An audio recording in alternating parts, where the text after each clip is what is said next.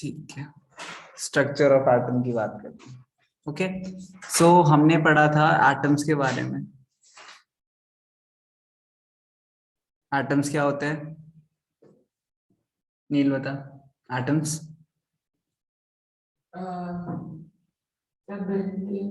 building blocks. No What particles is made of matter? No, not exact. So they are the structural unit. They're the most important. श्लोक आपको याद है? पर atom, atom की definition हाँ जी, Also basic unit like iron. तो शायद it forms an chemical element. No no wonder आप सब टेस्ट में फेल हुए थे। कॉन्ग्रेचुलेशंस, एटम की डेफिनेशन ही नहीं आती किसी को तो फिर वेरी एक्सपेक्टेड की टेस्ट में फेल करोगे।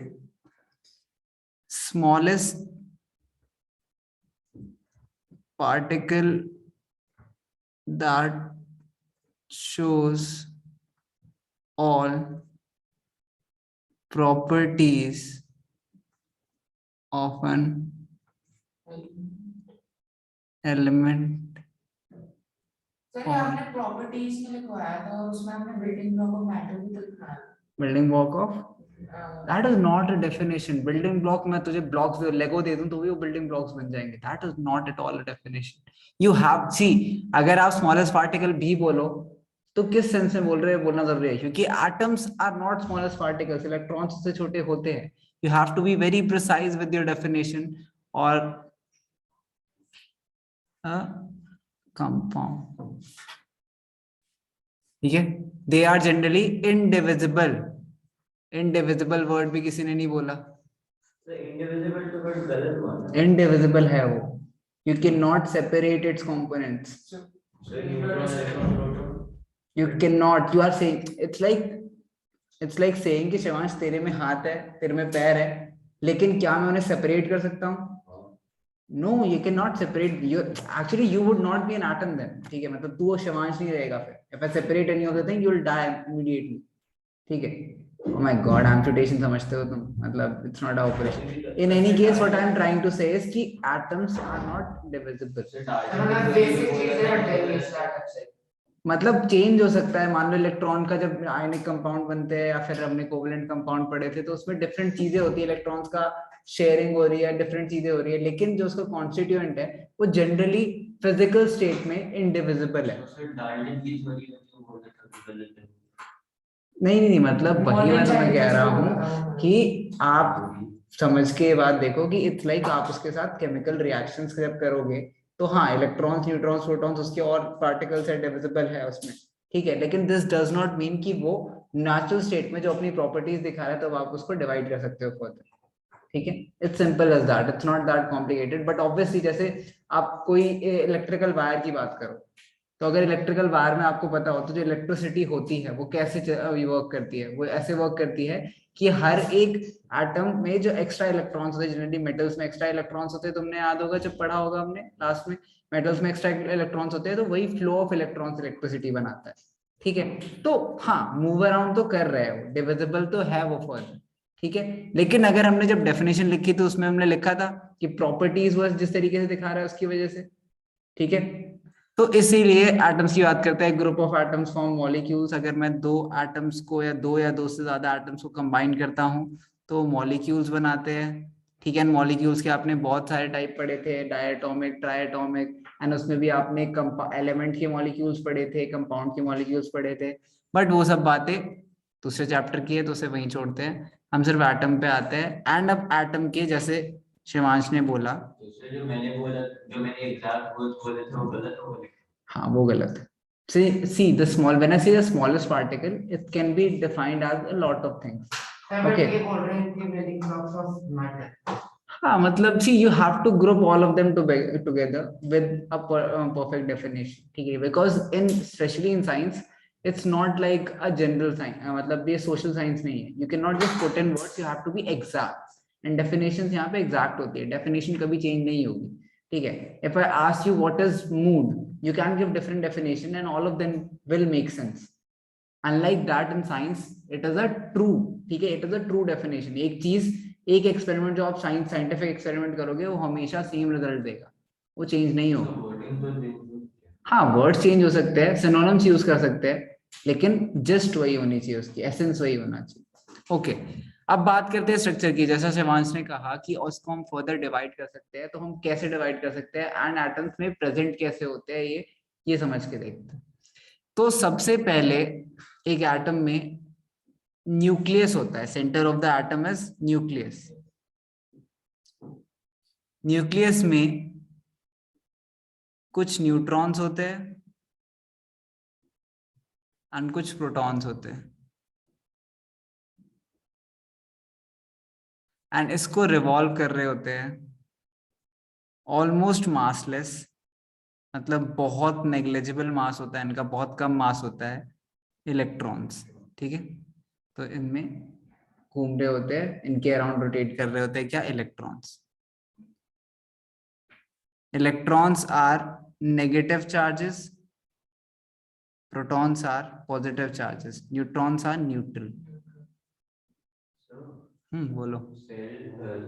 atom proton exchange कर सकता है? Doesn't work that way, it's a very complicated system. Not exactly protons exchange कर सकता है, but through a very special method आप protons break कर सकते हो, ठीक है। ऑब्जर्वेटरी, ये मतलब और क्या, एलिमेंट्री पार्टिकल्स क्या होता है, बिकॉज इट इज नोन, हाँ इट इज नोन दैट, अभी तक हमें पता है, अभी जितना भी आप 9th-10th में पढ़ोगे आपको पता है एलिमेंट्री पार्टिकल्स क्या है। Elementary particles are neutron, protons and electrons. Elementary मतलब समझते हो सबसे छोटे, जिससे हर चीज बनी हुई है दुनिया में, एलिमेंट्री वो होते हैं। लेकिन लेटर ऑन रिसर्च से पता चला कि हमने इनके भी और ज्यादा एलिमेंट्री पार्टिकल्स होते हैं, ठीक है, something like bosons and stuff like that, कैसे दो प्रोटॉन्स आपस में एक्सचेंज करते हैं, but that is much much much higher level. I really do not expect you to study that even in 11th and 12th, so that is a much higher level। अभी के लिए हमें बस पता है एलिमेंट्री पार्टिकल्स हमारे electrons, protons and neutrons है, जो हमारे सारे एटम्स बनाते हैं, डिफरेंट एटम्स हमारे, different molecules and matter as we know it, ये सारा ऐसे ही बनता है, ठीक है। सर बोलो। सर अगर क्वेश्चन आता है कि राइट प्रॉपर्टीज ऑफ एटम्स, तो हम उसमें पोस्टुलेट्स लिख सकते हैं, properties of atoms, like identical होते हैं। हाँ सर, मेरे मन में वही सब आ रहा है, मैं उसी से नहीं, properties not exactly, but properties की बाद में बात करेंगे, अभी एटम, स्ट्रक्चर ऑफ एटम की बात करें तो स्ट्रक्चर ऑफ एटम तक रहते हैं। एनीवेज, तो अगर डिफरेंट शेल्स में डिफरेंट नंबर ऑफ इलेक्ट्रॉन्स होते हैं, डिफरेंट शेल्स में डिफरेंट नंबर ऑफ इलेक्ट्रॉन्स होते हैं, तो this is K shell, this is L shell, and ऐसे ऐसे जैसे जैसे शेल्स बढ़ते जाएंगे उनका नाम के से स्टार्ट होके के एल एम एन ऐसे वर्क करता है। आपको ज्यादा से ज्यादा इतने 4 शेल्स तक ही के इलेक्ट्रॉन्स ही पता होंगे अभी तक, उससे ज्यादा के नहीं पता होंगे, आपके अभी यूज में भी नहीं है। इन एनी केस, तो के एल एन एम शेल्स ऐसे बढ़ते हैं। एंड आपने लास्ट एटम्स एंड मॉलिक्यूल्स में पढ़ा था हमने कि 2n² के फॉर्मूले से पता चलता है हमें कि कितने मैक्सिमम नंबर ऑफ इलेक्ट्रॉन्स एक शेल में रह सकते हैं, ठीक है। उसके बाद अब चलो बात करते हैं, हमने स्ट्रक्चर ऑफ देख लिया, एटम कैसे होता है, ऐसे ही स्ट्रक्चर ऑफ एटम होता है, इसी के अराउंड इलेक्ट्रॉन्स रोटेट कर रहे हैं, प्रोटॉन्स होते हैं, न्यूट्रॉन्स होते हैं। तो इस चैप्टर में हमें यही चीज, ये हमें मॉडर्न थ्योरी से पता चला है, अभी जो करेंटली है ये हमारी करंट अंडरस्टैंडिंग है। बस ये चैप्टर हमें बताता है कि इससे पहले पहले क्या क्या फाइंड हुआ था, कैसे कैसे लोगों ने फाइंड करा था एंड क्या क्या अज्यूम करा था उन्होंने, ठीक है। तो इसमें डिफरेंट डिफरेंट टाइप के मॉडल्स आएंगे जो पुराने साइंटिस्ट ने वर्क करके, इनिशियली हम कैसे इस मॉडर्न थ्योरी पे आए ये देखेंगे हम इस चैप्टर में। सर तो वो सारे गलत है। वो गलत नहीं है, there wasn't enough evidence and not enough expertise in that subject कि वो पर्टिकुलरली समझ पाते क्या हो रहा है। जैसे for a lot of time, जब नेक्स्ट क्लास में इलेक्ट्रिसिटी पढ़ोगे ना, तो इलेक्ट्रिसिटी का फ्लो माना जाता था in opposite direction to the actual flow, क्योंकि इलेक्ट्रिसिटी का फ्लो होना चाहिए फ्लो ऑफ इलेक्ट्रॉन्स। इलेक्ट्रिसिटी किससे बनी है, इलेक्ट्रॉन्स के फ्लो से, तो उसका फ्लो होना चाहिए था। लेकिन जिस टाइम पे इलेक्ट्रिसिटी डिस्कवर हुई थी ना, उस टाइम पे इलेक्ट्रॉन डिस्कवर नहीं हुए थे, उस टाइम पे एक ही टाइप के चार्जेस पता थे, पॉजिटिव चार्जेस पता थे, तो उन्हें लगा जिस डायरेक्शन में पॉजिटिव चार्जेस आते हैं वही इलेक्ट्रिसिटी होगी, ठीक है। तो उनको, उन्हें पता ही नहीं था इलेक्ट्रॉन कुछ होता है, तो उन्होंने, पॉजिटिव तो ज्यादा अंदर है, इलेक्ट्रॉन देखना फर्क नहीं पड़ता ना, चार्ज ऐसे नहीं फाइंड हुआ ना, it's like you are not observing. Do you think कि इन्होंने माइक्रोस्कोप से ऑब्जर्व करा है? नहीं, this is not something observe by, अभी देखेंगे एक्सपेरिमेंट से ऑब्जर्व होती है काफी चीजें, not exactly by looking into them. Like just take a simple example, ठीक है, आपको आपकी तबीयत खराब होती है, आप डॉक्टर के पास जाते हो, है ना, and doctor give you some medicine, ठीक है, मान लो आपको स्टमक इन्फेक्शन के लिए मेडिसिन देता है डॉक्टर, ठीक है, क्या आपका अल्ट्रासाउंड होता है? नहीं, मतलब बिना अल्ट्रासाउंड उन्हें देख के तो बता नहीं सकते कि इन्फेक्शन है नहीं है, या बिना इमेजिंग करे तो 100% तो किसी को पता ही नहीं है। Just on the basis of symptoms they know कि आपको स्टमक के अंदर इन्फेक्शन हो रखा है। तो सम एक्सपेरिमेंट्स इस तरीके से डिजाइंड होते हैं कि वो underline cause and effect relationship देखे। For example if I have to test कि एक अगर मैं आपको कोई चीज देता हूँ, अगर आप मान लो लैक्टोज इंटॉलरेंट हो या नहीं हो, ठीक है, मान लो अगर मुझे टेस्ट करना है तो मैं क्या करूंगा, आप सबको मिल्क पीने दूंगा एंड देन मैं देखूंगा किसको वॉमिटिंग आती है एंड किस किसको नहीं आती है। सिंपल सिंपल एक्सपेरिमेंट, ठीक है, इसमें मुझे कुछ एक्स्ट्रा करना नहीं पड़ा। लेकिन ऑन एन ऑब्जर्वेटरी लेवल इसी को कॉम्प्लिकेट तरीके से हम देखें तो लैक्टोज इंटॉलरेंट का मतलब कि हम सबकी बॉडी के अंदर बॉडी के सैंपल्स लेके चेक करेंगे कि मतलब किस किस में ऐसे कंपाउंड्स पाए जाते हैं जिसकी वजह से क्या क्या अंडरलाइंग कॉजेज है लैक्टोज इंटॉलरेंट के, और क्या वो हार्मोन्स आपके अंदर है, क्या वो उस कैटेगरी में आते हैं, which is a very complicated method. तो that is the thing what I am trying to explain कि जस्ट हमें इलेक्ट्रॉन्स के बारे में पता है, प्रोटॉन्स के बारे में पता है, न्यूट्रॉन्स के बारे में पता है, काफी चीजें थ्योरेटिकली प्रेडिक्ट करी जाती है on the basis of other experiment rather than observing them with I. ठीक है, ओके, अब आते हैं एनसीईआरटी पे and let's start with this. Second sir बोलो। सर बट किसी को अगर स्टमक इन्फेक्शन है हाँ और जी। लाइक बहुत डिटेल स्टमक इन्फेक्शन है, कुछ अलग स्टमक इन्फेक्शन है, नॉर्मल नहीं है, तो सिम्टम्स से थोड़ी ना उसको पता चलेगा, बाहर उसके symptoms That is the thing. It's just about it's matter of statistics.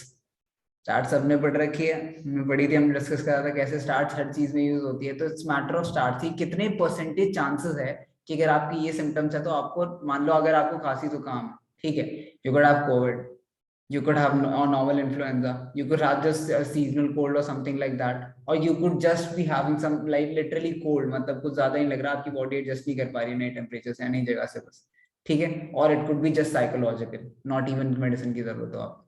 तो बहुत सारे कॉल्स हो सकते हैं। इट्स अबाउट कि वो दो चीजें हाईएस्ट किस चीज में पाई जाती हैं, उसको आपको उस चीज की ट्रीटमेंट दी जाती है, and if that treatment does not work then they proceed with imaging and कि क्या हो गया।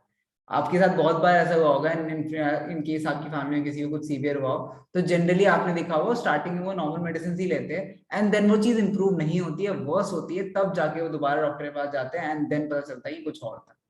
तो फर्स्ट स्टेप हमेशा इजियर वे आउट होता है, कम साइड इफेक्ट वाले मेडिसिन दिए जाते हैं एंड नॉर्मल की मे बी वो वर्कआउट करते हैं। Imaging is not the best solution because things like ultrasound, things like CT scan are very harmful to the body. So हर बार आप डॉक्टर के पास जाओ और वो CT स्कैन करते तो पता चला कैंसर वैसे ही हो गया। श्योरिटी कभी नहीं होती है, doctors do have to deal with a lot of statistics. You been I could 100% sure थोड़ी ना होता है। नहीं होते हैं। मान लो कोविड के टाइम की बात करते हैं, lot of people had were asymptomatic, मतलब उन्हें कोई सिम्टम्स नहीं आते थे, ठीक है, दे वेंट टू डॉक्टर, उन्हें नॉर्मल कोल्ड की दवाई ली, नहीं भी डॉक्टर के पास गए, लेकिन मे बी उन्हें कोविड हो रखा है। There is no way to know for sure, because अगर आपको कोविड नहीं, आप टेस्ट नहीं कराने जाओगे। इफ यू आर नॉट, मान लो नॉर्मली हम बैठे हुए हैं, हमारा थोड़ी मन करे कि बाहर जाकर चलो आज टेस्ट करें।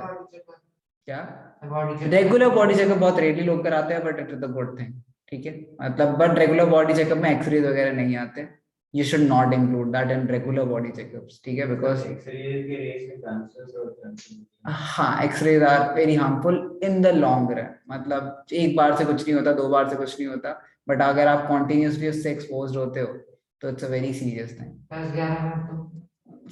कितने टाइम फ्रेम में उस पर डिपेंड करता है, ठीक है, तो बहुत इंपॉर्टेंट। एनीवेज, तो आ जाते हैं चैप्टर पे, डिस्कस करना स्टार्ट करते हैं। मैं कुछ इंपॉर्टेंट चीजें जो इसमें होंगी अंडरलाइन कर दूंगा, जो आपको जानने की जरूरत होगी, सिंस हम लोग एनसीईआरटी वैसे तो घर पे पढ़ने नहीं वाले, तो हम यही पढ़ लेते हैं, ठीक है। So we have learn that atoms and molecules are fundamental building blocks of matter. क्या तुम पढ़ोगे, रीड करना चाहते हो? आवाज नहीं जाएगी श्लोक तक, बट ठीक है, कर लेंगे। अभी पहले मैं पढ़ देता हूँ, फिर कोई पैराग्राफ पढ़वा लूंगा। Okay, so we have learned that atoms and molecules are fundamental building blocks of matter. The existence of different kinds of matter is due to different atoms constituting them. ठीक है, मतलब डिफरेंट डिफरेंट एटम्स की वजह से different different material बनता है। The reason our hair looks different than our face is simply because उसकी components जो उसमें डिफरेंट डिफरेंट टाइप के एटम्स है उसकी कॉम्बिनेशन अलग है जो हमारे फेस में है उससे, ठीक है। तो जो एटम कॉम्बिनेशन अगर हम लोग उसको थोड़ा ऑल्टर कर दें तो what is genetic coding? Exactly, DNA alter करना मतलब डीएनए क्या होता है? DNA is deoxyribonucleic acid, it is an acid, it is a molecule, DNA is a molecule. ये जो आप पूरी ऐसी सी स्ट्रक्चर बनाते हो ये क्या होता है? ये एक मॉलिक्यूल होता है, ठीक है, एक मॉलिक्यूल होता है, सारे प्रोटीन्स होते हैं, एक मॉलिक्यूल होता है। सो दिस मॉलिक्यूल की अगर हम ऑल्टरेशन करते हैं इसमें तो उससे जेनेटिक कोडिंग यही तो होती है। दिस इज ऑल्टरिंग, एक चीज ऑल्टर करने से, हमने एक दो एटम्स रिप्लेस कर देने से हमने पूरी जेनेटिक कोड चेंज कर दिया। इट्स लाइक आपने पीसी में गए अपने, ठीक है, विंडोज के, और उसमें थोड़ी बहुत चीजें चेंजेस करे, अगर राइट चेंजेस करे तो मैकबुक बन जाएगा, ठीक है। तो सॉफ्टवेयर वाइज तो, लेकिन जस्ट लाइक वी नो कि एक नॉर्मल, अगर तुम्हें थोड़ी भी कंप्यूटर की नॉलेज तुम्हें पता है, एक नॉर्मल पीसी की अगर हम नॉर्मल पीसी में मैकबुक का अगर हम वो सॉफ्टवेयर डालते तो it would not work properly. So it's just the same thing, अगर आप जेनेटिक कोडिंग करते हो और प्रॉपर्ली वर्कआउट नहीं करती तो it could lead to very harmful things. So it's a serious thing, that is the reason humans पे नहीं होती है, जानवरों पे होती है, mouse and stuff like that, and most of the time they fail. So that is the reason. But that is a good point कि हम बहुत छोटी छोटी चीजें चेंज करके किसी चीज का स्ट्रक्चर चेंज कर सकते हैं। इसलिए फॉर्म भी तो दिया जाता है नहीं वो अलग चीज है, एक्सपेरिमेंट हो सकती है। हाँ वो अलग चीज है। एनीवेज, सो ऑल्सो अगर आपको एक बात पता हो तो लाइक हम गोल्ड की बात करते हैं, ठीक है। अब काफी लोग सोचते हैं, स्पेशली मैंने स्टार्टिंग में जब एटम पढ़ना स्टार्ट करा था, the first thought that came into my mind was, अगर हम स्ट्रक्चर्स ऑल्टर कर सकते हैं, अगर हम स्ट्रक्चर्स ऑल्टर कर सकते हैं, it is possible to alter the structure of atoms, so why not. एक second, exactly my point. So just because हम ऑल्टर कर सकते हैं तो हम आयरन को गोल्ड बना सकते हैं, we just have to replace a few electrons and neutrons and protons, ठीक है। But the fact that it is so expensive to do that, that it is much a million times more expensive than what gold would cost or what a diamond would cost, ठीक है। so that is the reason कि बहुत फर्क पड़ता है चीजों से। समझ लो हमने ये चीज की, आयरन को गोल्ड में कन्वर्ट किया, हाँ तो फिर वो जब चेंजिंग प्रोसेस में होगा, हाँ, तो मतलब सिल्वर से गोल्ड कैसे, कलर्स कैसे चेंज करेगा, प्रॉपर्टी कैसे चेंज होगी, everything will change, property would, my it's like तूने ओवन में, मतलब इफ एट ऑल ऐसा कुछ बनता है तो तूने ओवन में आयरन के 2 रॉड डाले और बाहर गोल्ड के 2 रॉड डाले, it's like that, it is like that, it's actually like that. Sir तो जो गोल्ड प्लेटिंग होती है हाँ, वो भी नहीं, not at all. Gold plating में मेनली आप टेक्निकली आप इलेक्ट्रिकल पेंटिंग कर रहे हो, आप पेंट कर रहे हो बस उसको गोल्ड से इलेक्ट्रिकली, तो एक पर्टिकुलर प्रॉपर लेयर आ रही है और कुछ नहीं कर रहे आप उसमें, बस गोल्ड का तुम पेंट, जैसे सोच लो दिमाग में गोल्ड का पेंट लगा दिया किसी चीज पे, वो कर रहे हो बस। गोल्डन लीव्स होते हैं, गोल्ड, हाँ, जो भी गोल्ड होता है सब गोल्ड प्लेटिंग जो भी होता है उसमें एक इलेक्ट्रिकल पेंटिंग होती है, ठीक है, इलेक्ट्रोलाइसिस क्या बोलते हैं, एनोड पे लगा देते हो आप उसे, ठीक है, एंड देन आप वाटर से पास करते हो उसे, तो उसके बाद वो इलेक्ट्रोलाइसिस के थ्रू हो जाता है, ठीक है, इलेक्ट्रोप्लेटिंग बोलते हैं उसे। काफी चीजों की होती है, क्रोमियम की भी होती है, काफी साइकिल्स में आपको आयरन को बचाने के लिए क्रोमियम प्लेटिंग करी जाती है, तो it's a very common thing, sir वो जो डज नॉट मीन ऑल्टरेशन कई ऑफ बार एटम। ऐसे लाइक एक्सपेंसिव रेस्टोरेंट्स होते हैं उसमें फूड में गोल्ड प्लेटिंग की जाती है सर। गोल्ड प्लेटिंग मतलब खाने में I have never seen that. I've been through a lot of expensive restaurants, never seen that. Gold plating होती है एंड लोग उसे खाते हैं। प्लेट्स में, तो सिल्वर फॉइल भी खा सकते हो आप। सर खाने में वो होती है काजू वो। में होता है ना, काजू बर्फी होती है। हाँ, सब में ही होता है, हर मिठाई में होता है। और सर वो Just gold a plating very का very है। small quantity of it you can is every metal is almost edible, ठीक है, मतलब expensive non reactive metals, reactivity पढ़ोगे नेक्स्ट क्लास में तब समझोगे कि गोल्ड और silver are very less reactive, तो लेस रिएक्टिव मेटल्स इतना, हमारी बॉडी में आयरन भी तो है, एनीमिया क्या होता है, आयरन की कमी होती है, ठीक है, तो आयरन भी तो हमारी बॉडी में होता ही है, so that's the thing. Anyways, आगे पढ़ते हैं। The existence of different atoms or kinds of matter is due to the different atoms constituting them. Now we ask the question, rise, what makes an atom one element different from another element? क्या atom एक से क्या different होता है, उसमें number of electrons different होते हैं, number of protons different होते हैं, नंबर ऑफ वही तो मतलब डिफरेंट क्या होता है, कैसे दो एटम्स के, मान लो अगर मैं AU बोलूं, AU इज गोल्ड, ठीक है, एंड मैं AG बोलूं, AG इज सिल्वर, इन दोनों में डिफरेंस क्या है, तो इनके लास्ट शेल में इलेक्ट्रॉन्स का डिफरेंस है, इनके न्यूट्रॉन्स में डिफरेंस हो सकता है, इनके प्रोटॉन्स में डिफरेंट हो सकता है, ठीक है, तो जिसकी वजह से इनकी डिफरेंट प्रॉपर्टीज होती है। सर हम अगर कोई दो डिफरेंट एटम्स को ले रहे हैं हाँ तो हम उन्हें सेम बना सकते हैं। बना सकते हैं, लेकिन that's not economically viable process. It is not an economically viable process, which simply means it requires very, matlab it's very expensive, very, it's like you cannot even define how much expensive it is. So human resource मतलब human resource based नहीं हो रहा, बहुत बहुत complicated machinery use होती है, ठीक है, एंड बहुत कुछ होता है, मतलब it will require a lot of time for you to understand कि how does that work actually, but in any case it's very expensive if that is the point. Next, हाँ तो कर नहीं, वो तो डिफरेंट दिख रहा है ना, मतलब दो एटम्स डिफरेंट है, वो कह रहे हैं दिख तो मेरा है डिफरेंट है, पर क्यों, एलिमेंट्री अंदर से क्या उनके लिए अलग है कि वो डिफरेंट कलर्स दिखा रहे हैं, वो पूछ रहे हो. Are atoms really indivisible as proposed by Dalton? नहीं, हमने पढ़ लिया था कि they are not invisible exactly, और when a smaller constituent inside an atom.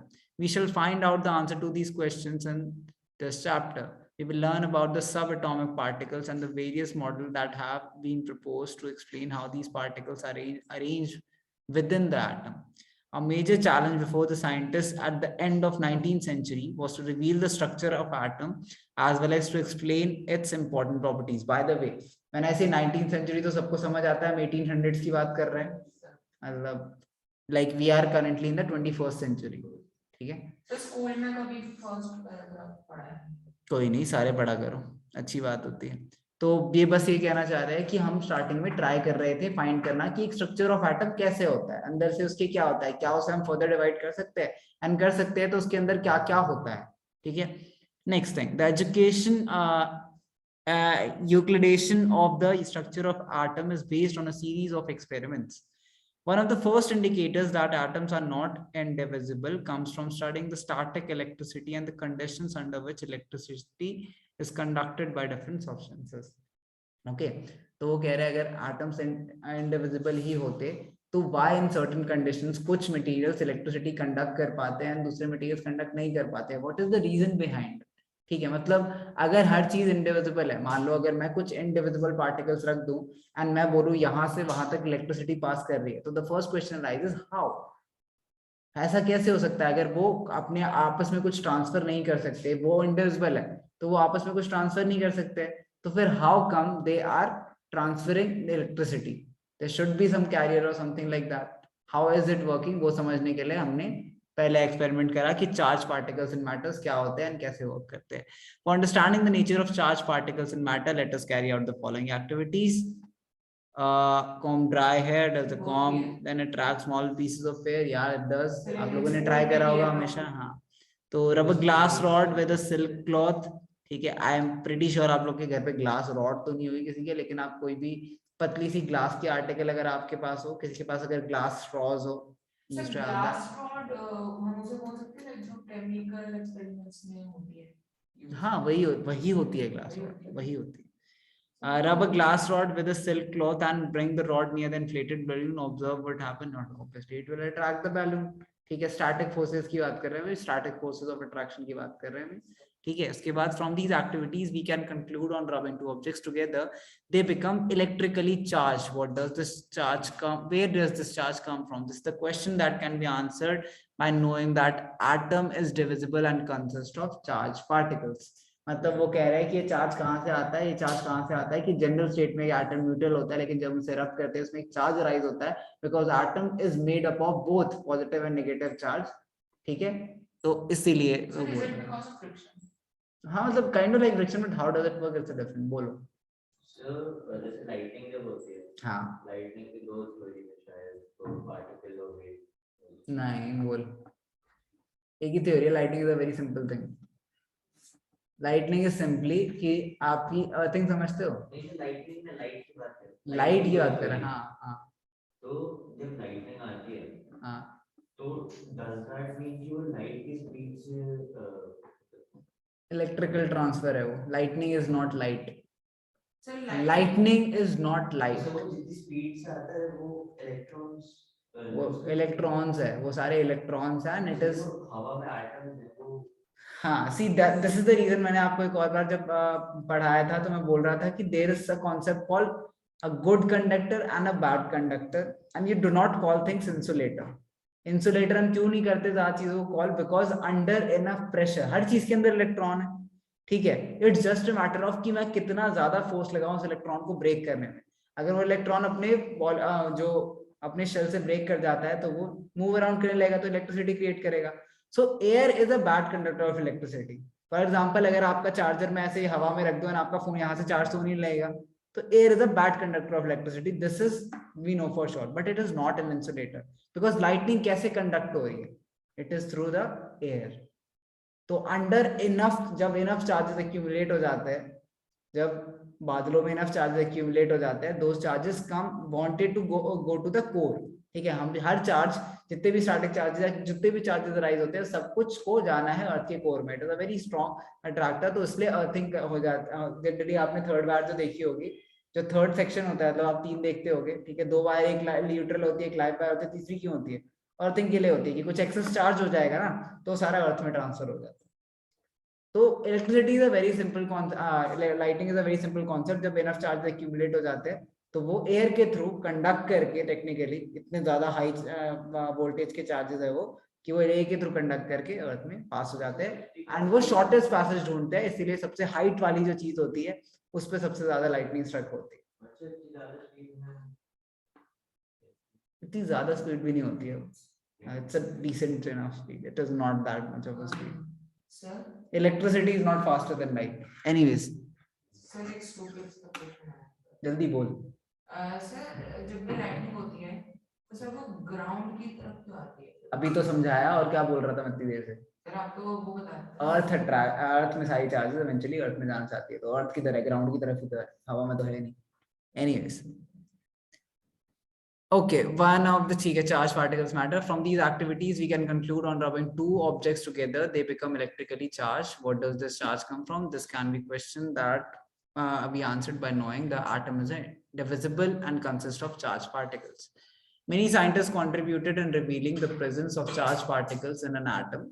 It was known by 1900 that atom was indivisible particle but contained at least one सब atomic particle. अब सब एटॉमिक मतलब एटम्स एक है, ठीक है, सब एटॉमिक मतलब एटम से भी छोटे, सब एटॉमिक, ठीक है। The electron identified by J Thomson, J Thomson ने इलेक्ट्रॉन आइडेंटिफाई करा।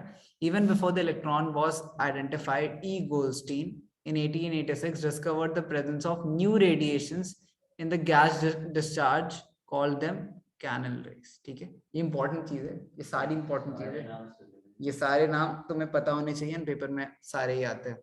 The rays were positively charged radiations which ultimately led to the discovery of another subatomic particle, ठीक है। This subatomic particle has a charge equal to the magnitude but opposite in sign of the electron। मतलब electron find हो गया था, Goldstein ने पहले experiment करा था जिसने उसने कैनल रेस बनाए थे, लेकिन उसे ये नहीं पता था कि वो एक और सब एटॉमिक पार्टिकल है जो लेटर ऑन डिस्कवर हुआ and came to be known as protons, ठीक है, क्योंकि उसका चार्ज अपोजिट था, उसके इक्वल इन मैग्नीट्यूड था बट अपोजिट था इलेक्ट्रॉन के चार्ज से, ठीक है। लेकिन उसका मास 2000 टाइम्स था ऑफ इलेक्ट्रॉन, मतलब चार्ज तो दोनों की सेम क्वांटिटी के है, सेम मैग्नीट्यूड के चार्ज है, ठीक है, लेकिन उनकी जो मास था, इलेक्ट्रॉन का mass is much much much less than the mass of proton.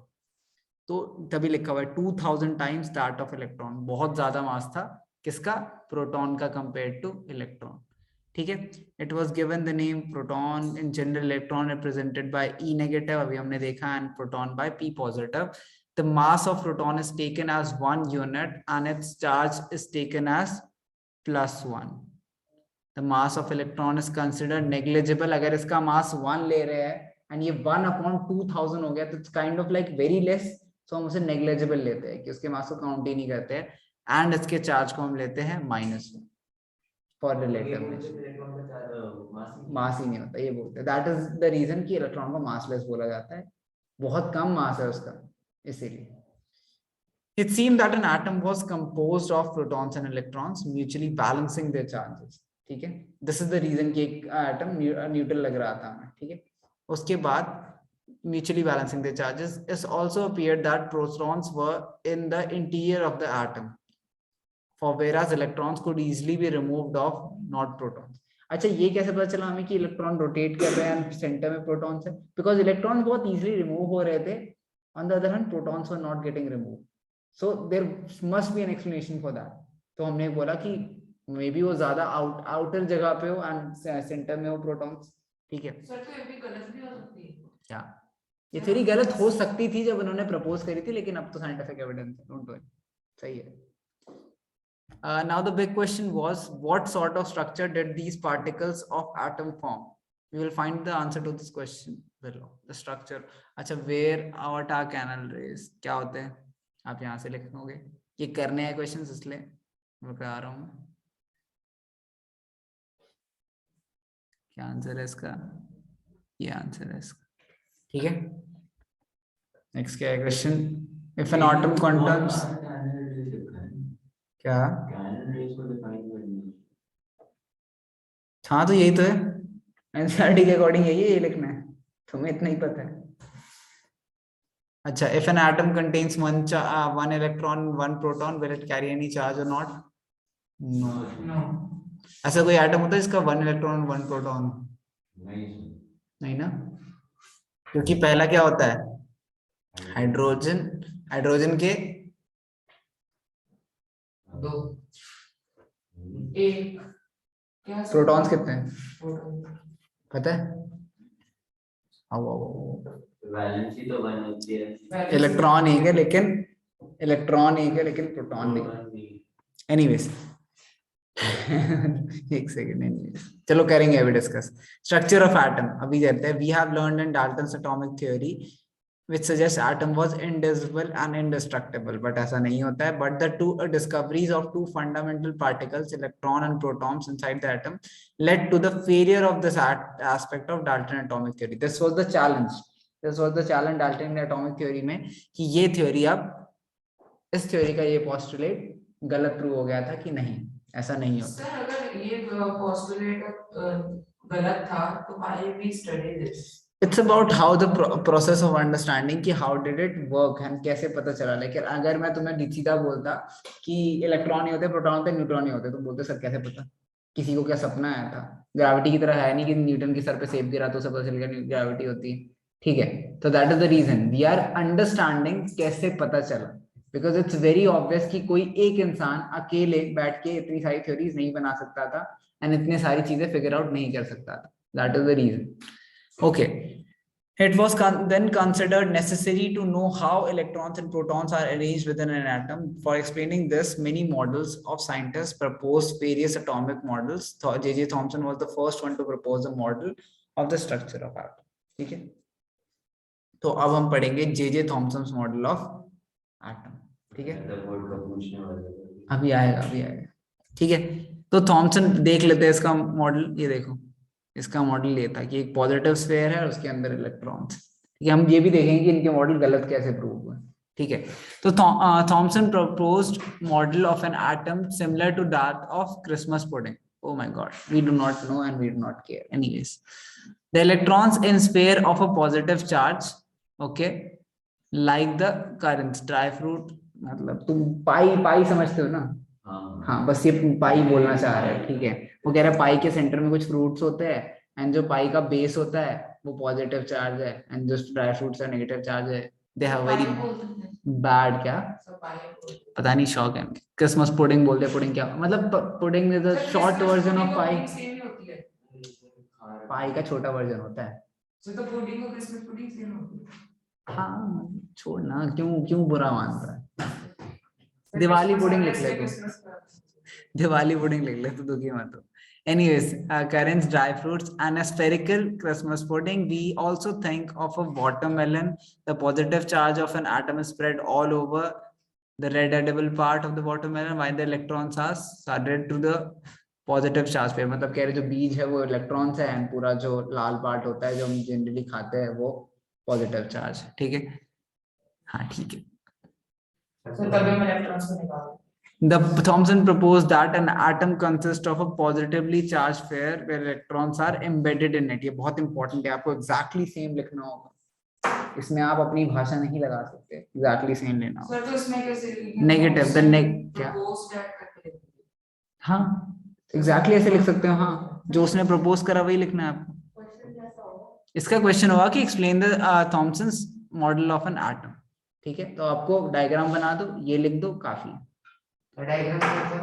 ये तो क्या है सर, तो थॉमसन्स मॉडल ऑफ एटम में जो एक्सप्लेन वो पूरा पैराग्राफ करना पड़ेगा ना, ड्राइव थ्रू पर। नहीं, ये करना है बस। The negative and positive charges are equal in magnitude, so the atom has a whole. So atom as a whole is a electrically neutral. Although Thomson model explained the atoms are electrically neutral, the results of experiment carried out by other scientists could not be explained by this model, as we can see below. तो अब देखते हैं कि कैसे इसका जो model था वो गलत निकला, क्या करा था इसने गलत, जिसकी वजह से, और जब हमने नेक्स्ट जो हम एक्सपेरिमेंट करा उसमें डिफरेंसेस है। So Ernest Rutherford was interested in knowing how electrons are arranged within an atom. Rutherford designed an experiment for this. In this experiment, fast-moving alpha particles were to fall on thin gold foil. Alpha particles क्या होते हैं, घर पे पढ़ के आ जाना, मजा आएगा पढ़ने में अगर तुम्हें शौक हो, वरना there's literally no use for me to explain you this. Alpha particles, gamma rays पता है तुम्हें वैसे? Good.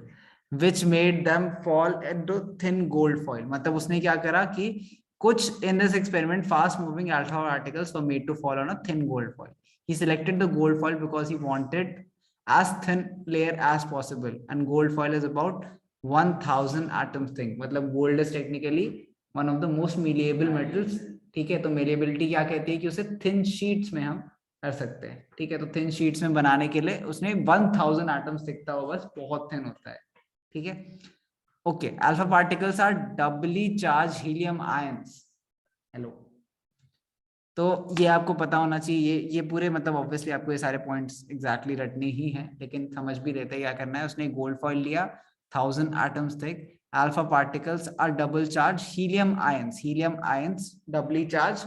Since they have a mass of 4u, the fast moving alpha particles have a considerable amount of energy, ठीक है। How he calculated that there are 1000 atoms, at least 1000 atoms? क्या So उसने calculate कैसे किया 1000 atoms, ठीक है।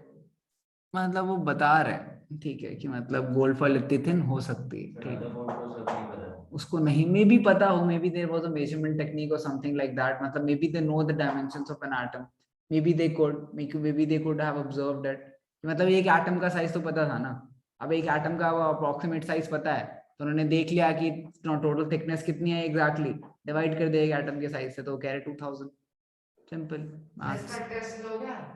हाँ मतलब ऑब्वियसली देखते हैं, तो क्या वो बाद में ले लेंगे। It was expected that alpha particles would be deflected by some subatomic particles in gold atoms. Since the alpha particles were much heavier than protons, he did not expect to see large deflections. Okay. But the alpha particle scattering experiment gave a totally unexpected results. The following observations were made. Most of the fast-moving alpha particles passed through the gold foil. Some of the alpha particles were deflected by the foil by small angles. Surprisingly, out of every 12,000 particles appeared to rebound. चलो समझते हुआ क्या, तो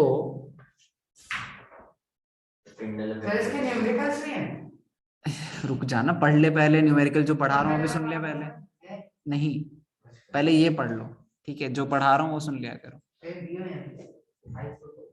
class से निकाल दूंगा, आर्यन बता रहा हूँ मैं, क्लास में ध्यान नहीं देंगे। अल्फा पार्टिकल्स उसने काफी सारे सीधे सीधे, उन्होंने क्या करा, रेस में सीधे सीधे रे में गोल्ड फॉइल के थ्रू पास करने की कोशिश करी।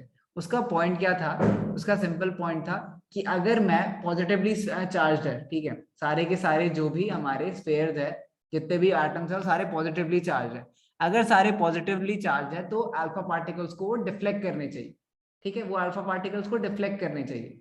बट एग्जैक्टली हुआ क्या कि majority of the alpha particles सीधे चले गए, ठीक है, एंड रेयरली, बहुत कम थोड़े से डिफ्लेक्ट हुए, ठीक है, and then there was rarely some, मतलब 1 in every 12,000 जो कि क्या हो गया, अपीयर टू रीबाउंड, मतलब उल्टा आ गया। अब ऐसा क्यों हुआ?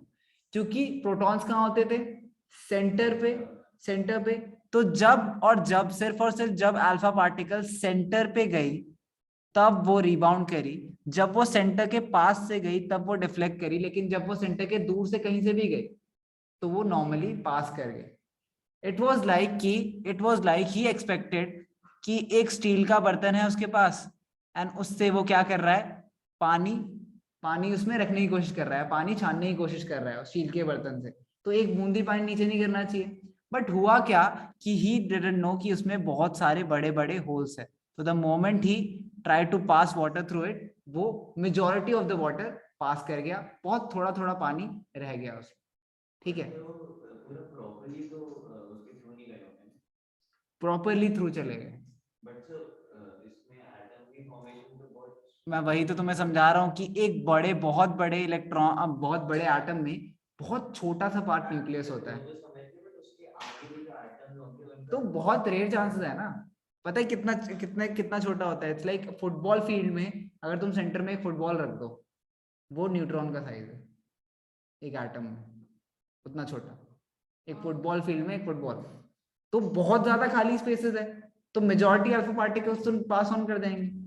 इसीलिए तो उसे पतली लेयर चाहिए थी शिवांश, कि अगर बहुत ज्यादा लेयर्स होती तो फायदा नहीं होता, वो तो डिफ्लेक्ट ही कर जाती, लेकिन 2000 वाज इनफ, फर्क नहीं पड़ता ना, बहुत ज्यादा खाली स्पेस है ना, पास कर गए सीधे।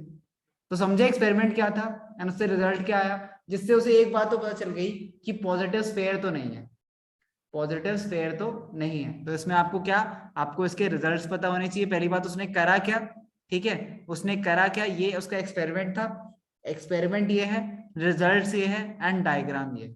कभी कभी आपको क्वेश्चन में सिर्फ रिजल्ट्स ऑफ रदरफोर्ड मॉडल पूछ सकते हैं, कभी कभी सिर्फ एक्सपेरिमेंट पूछ सकते हैं, डायग्राम आप दोनों ही बना सकते हैं। सर जो डायग्राम है, सर उसका सेकंड लास्ट जो रे है, हाँ, सर वो तो रिफ्लेक्ट नहीं कर रही, वो तो पास हो रही है।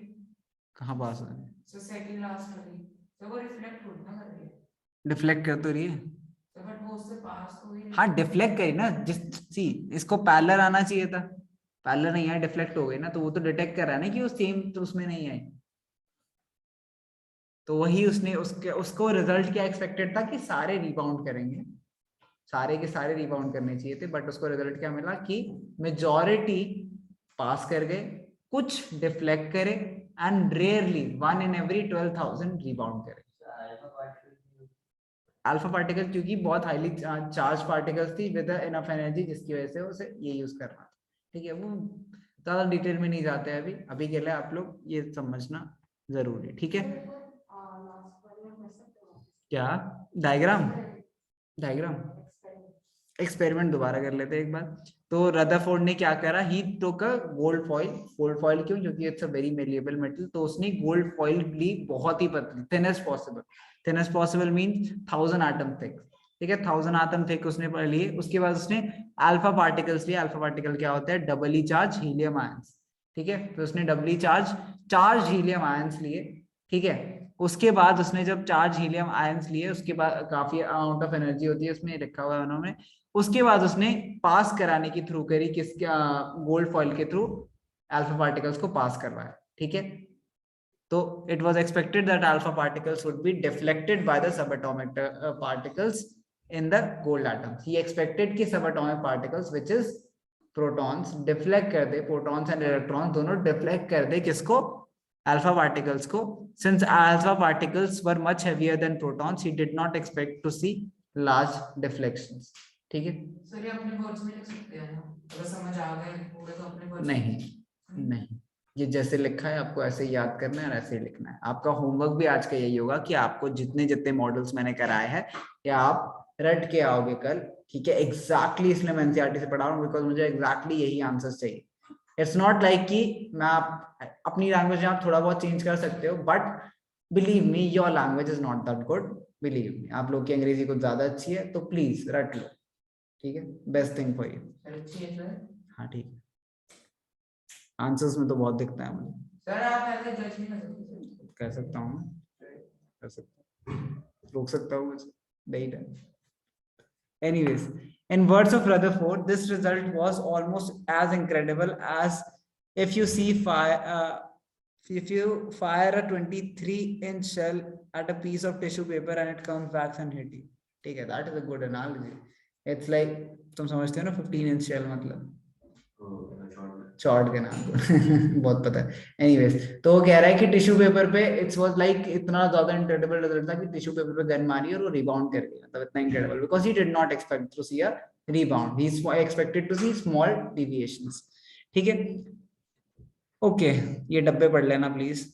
अच्छा, तो पढ़ने होंगे। हाँ पढ़ लेना, अच्छी बात है कि साइंटिस्ट ने इतनी मेहनत करी अपनी लाइफ में, तो उसकी लाइफ के बारे में थोड़ा जान सकते हो, पेपर में आया ना है। Let us think of an activity in an open field to understand the implication of this experiment. Let a child stand in the front of a wall and his eyes closed. Let him throw stones at the wall at a distance. He will hear the sound when each stone strikes the wall. He repeats it 10 times. He will hear the sound 10 times. But if a blindfolded child was to throw stone at a बाट मतलब भाई fence नहीं होती वो जिसमें काफी सारे छेद होते हैं स्टील की, जैसे बॉर्डर्स वगैरह पे लगी होती है, ठीक है, तो will okay most of the stones will not hit the fencing and no sound would be heard. ठीक है, मतलब अगर बहुत सारी जगह है उसमें और आप स्टोन्स थ्रो करते हो तो रेयरली कभी ऐसा होगा कि आवाज आएगी। ठीक है, तो हमने एक्सपेक्ट क्या करा था एक दीवार की, मैं जितनी बार भी स्टोन फेंकूं मुझे आवाज आए, लेकिन हुआ क्या कि वो एक काइंड ऑफ लाइक नेट था जिसमें मैं जितनी बार भी फेंक रहा था बहुत रेयरली मुझे आवाज वापस आ रही थी। This is exactly what happened. ठीक है, and this is because the lot of gaps in the fences allowed the stone to pass through them. Following the similar reasoning, Rutherford concluded the alpha particle scattering experiment that most of the space inside the atom is empty, which is right, because most of the alpha particles passed through the gold foil without getting deflected. Very few particles were deflected from their path, indicating that positive charge of atom occupies very little space. Positive charge बहुत कम जगह में, ये कह रहा था वो basically, क्योंकि majority deflect हो गई। कुछ नहीं, कुछ भी नहीं है। It's like this is a fundamental question, ये नहीं डिस्कस कर सकते। हाँ, very few particles were deflected from their path, indicating that the positive charge of atom occupies very little space. A very small fraction of alpha particles were deflected by 180 degree, मतलब पूरे वापस आ गए, उल्टे आ गए direction. 180 मतलब क्या होता है, सीधा गया घूम के वापस आ गया। ठीक है, indicating that all positive charge and mass of gold atom were concentrated at very small volume within the atom. वो कह रहा है सारा का सारा मास बहुत छोटी जगह पे concentrated है, which is also true कि वो न्यूक्लियस पे concentrated है सारा का सारा मास। Okay. From the data, he also calculated that the radius of nucleus is about 10 to the power 5 times less than the radius of atom. मतलब 1 divided by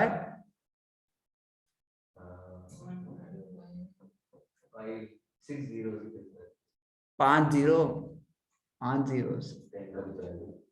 कैसी बात है, 5 zeros, 5 zeros is 10,000, 1 upon 10,000, इतना छोटा न्यूक्लियस होता है। Okay. On the basis of his experiment, Rutherford put forward the nuclear model of an atom which had the following features. They are positively charged centers at the atom called nucleus. Nearly all of the mass of atom resides in the nucleus. The electrons revolve around the nucleus in circular path. The size of nucleus is very small compared to the size of an atom. So 10,000 में कौन सी? क्या? 10,000 में कौन सी? 1 लाख ले लें।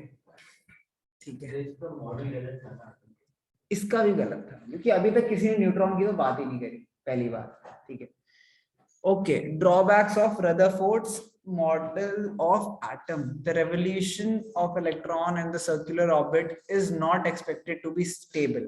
Any particle in circular orbit would undergo acceleration. During acceleration, the charged particle would radiate energy. Thus, the revolving electron would lose energy and finally fall into the nucleus. If this were so, the atom would be highly unstable and hence it would not exist in the form we know as. We know atoms are quite stable. अच्छा चलो बात करते हैं इसकी। इसने क्या बोला कि एटम्स रिवॉल्व कर रहे हैं न्यूक्लियस के अराउंड, ठीक है। और कोई भी चीज रिवॉल्व कर रही है ना, वो इवेंचुअली हमेशा हर चीज का मतलब ऑब्वियसली तुम्हें पता है कि naturally objects travel in a straight line. Motion क्या कहती है कि ऑब्जेक्ट्स का नेचुरल स्टेट क्या है कि इधर it will stay in motion और स्टे एट रेस्ट, ठीक है। इट विल नॉट, क्या हो गया इसे, हाँ, it will not be revolving. अगर वो रिवॉल्व कर रहा है तो वो कंटिन्यूअस एक्सेलरेशन के अंदर, क्योंकि एक्सेलरेशन क्यों हो रही है, स्पीड चेंज नहीं हो रही है, डायरेक्शन चेंज हो रही है। तो डायरेक्शन कंटिन्यूअस चेंज करने के लिए वो कंटिन्यूअस एक्सेलरेशन में, अगर वो कंटिन्यूअस एक्सेलरेशन में, ठीक है, इट्स लाइक आपको मैं कहूँ कि बैठे रहो, एनर्जी वेस्ट नहीं होगी, बैठे हुए बैठे हुए बैठे हुए, ठीक। मैं वो घूमते रहो, ठीक है। घूमोगे काफी देर तक घूमोगे, बोलूंगा हर हर चक्कर पे एक नंबर है तब भी घूमोगे, बहुत देर घूमोगे, लेकिन एक टाइम के बाद थक जाओगे and you try to come back. तो हो क्या रहा है कि जनरल जो सेंटर है, अगर कोई चीज रेडिएट कर रही है एनर्जी, रेडिएट मतलब लूज कर रही है एनर्जी, तो वो एनर्जी रेडिएट करते करते इवेंचुअली घूमते घूमते, मतलब मान लो दिस इज द पाथ, ये अगर न्यूक्लियस है तो इलेक्ट्रॉन घूमते घूमते घूमते जब उसकी एनर्जी कम होने लगेगी तो फिर वो आके कोलाइड कर जाएगी न्यूक्लियस के साथ। This means this will not be stable, ठीक है, this will not be stable, but ऐसा तो होता नहीं है, एटम्स आर क्वाइट स्टेबल, ठीक है, they are not at all unstable. वो तो इतने मिलियन और बिलियंस ऑफ ईयर्स से सेम के सेम है, कभी तो अनस्टेबल नहीं हुए।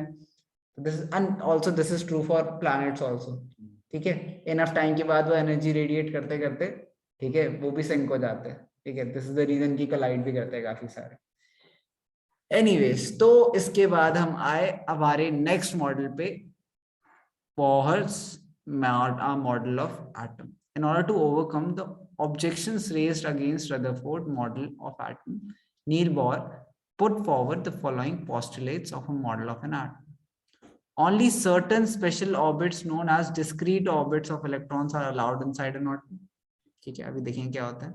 While revolving in discrete orbits, the electrons do not radiate energy. मतलब वो कुछ ऐसे ऑर्बिट्स में रोटेट कर रहे हैं, डिस्क्रीट ऑर्बिट्स में, कि वो एनर्जी रेडिएट नहीं कर रहा है। अगर एनर्जी रेडिएट नहीं करेंगे तो स्टेबल रहेंगे, बट ऐसा कैसे होगा ये देखते हैं इसने कैसे एक्सप्लेन कर। These orbits are or shells are called energy levels. Energy levels of atoms are shown in figure, and यहीं से नाम आता है K shell, L shell, M shell and N shell. इन्होंने सिर्फ पोस्टुलेट्स दे रखे हैं, just sad, but okay. तो ये दो चीजें होनी चाहिए। इन्होंने इसने क्या दिया, दो पोस्टुलेट्स दिए कि रदरफोर्ड के मॉडल को वर्क करने के लिए ये दो चीजें होनी चाहिए। क्या कि इलेक्ट्रॉन्स को डिस्क्रीट डिफाइंड ऑर्बिट्स में ट्रैवल करना चाहिए। Only certain special orbits known as discrete orbits of electrons are allowed inside an atom, ठीक है। मतलब इलेक्ट्रॉन हमेशा उन्हीं डिस्क्रीट ऑर्बिट्स में रहेंगे, कोई भी रैंडम ऑर्बिट नहीं हो सकता, ठीक है। And these discrete orbits of electrons do not radiate energy. मतलब ये एनर्जी रेडिएट नहीं करेगा जब इलेक्ट्रॉन उस ऑर्बिट में घूम रहा है, डिफाइंड ऑर्बिट्स। सर रदरफोर्ड का एक्सपेरिमेंट था, उसमें सबसे मतलब जानते हैं पास हो गए थे उसके थ्रू, कोयल के थ्रू। हां, तो उसने स्फेरिकल क्यों किया? क्योंकि इलेक्ट्रॉन स्फेरिकल तो है, तो पता ही था ऑलरेडी, ये उसने थोड़ी फाइंड करा है। स्पाइरलिंग नहीं तो मैं बता रहा हूँ, उसने नहीं बताया, तो मैं एक्सप्लेन कर रहा हूँ आप लोगों को कि क्या हो अगर इलेक्ट्रॉन्स रिवॉल्व कर रहे हैं तो इवेंचुअली सिंक कर जाएंगे रेडिएट करते करते। उसने भी तो यही मॉडल बनाया, उसने थोड़ी बनाया था, उसने कहाँ बनाया, उसने बताया नहीं उसके बारे में कि वो अगर रोटेट कर रहे हैं तो क्या होगा। उसने बस बोल दिया कि वो रोटेट कर रहे हैं न्यूक्लियस के अराउंड। अच्छा, on the basis of Thomson's model of an atom, explain how atom is neutral as a whole. तो इसमें आपको क्या एक्सप्लेन करना है कि न्यूट्रल कैसे होता है। इसमें आप एक्सप्लेन करोगे कि थॉमसन का मॉडल बताना है, तो आप बोलते हो जो पॉजिटिव स्फीयर है, ठीक है, और जो इलेक्ट्रॉन्स है उन दोनों का चार्ज बैलेंस आउट करता है, जिसकी वजह से वो न्यूट्रल हो जाता है। Then on the basis of Rutherford's model, which sub atomic particle is present in the nucleus of an atom? Protons, ठीक है। प्रोटॉन्स के बारे में बात करी थी उसने, positively charge particles, protons. Draw sketch of boss model of an atom with 3 shells. बना लोगे, उसमें क्या है, मतलब KLM शेल्स लिखने हैं बस आपको, ठीक है। एंड उसमें आपको ये दे रखा है, फॉर्मूला दिया क्या अभी तक इन्होंने? नहीं, नहीं ठीक है, ये देखो 2n² अब आता है, 2n² अब आता है बाद CBS के बाद। सर आप नीचे जाओ, हाँ बोलो। सर आप नीचे जाओ। हाँ तो ठीक है, क्या वो एटॉमिक नंबर तो बहुत सिंपल है, इसमें क्या है। सर न्यूमेरिकल है तो सही। हाँ तो इतने ये न्यूमेरिकल्स थोड़ी है, इसको तो न्यूमेरिकल्स बोलता है, तो बहुत आसान है। अगर तुम्हें एटम्स एंड मॉलिक्यूल्स आती है फिर तो ये बहुत आसान सर ये तो फ़ारेनहाइट वाले जैसे है। हाँ बहुत आसान, ठीक है। अच्छा, I would not continue today इससे आगे, बिकॉज बहुत ज्यादा हो जाएगा एक दिन के लिए, आपको ये सारा याद करना पड़ेगा। तो ये कल की क्लास में करते हैं, कल एक एक्स्ट्रा क्लास लूंगा मैं प्रोबेबली। तो अभी इतना ही करते हैं, ठीक है। What you have to do is, अभी आपको ये सारे याद करने हैं, याद करना शुरू हो जाओ, ठीक है। Starting with the Thomson's models, then Rutherford model, and then Bohr's model of ये ले ले, I am not using this half an hour, this is all you have to do। कल कंटिन्यू करेंगे हम।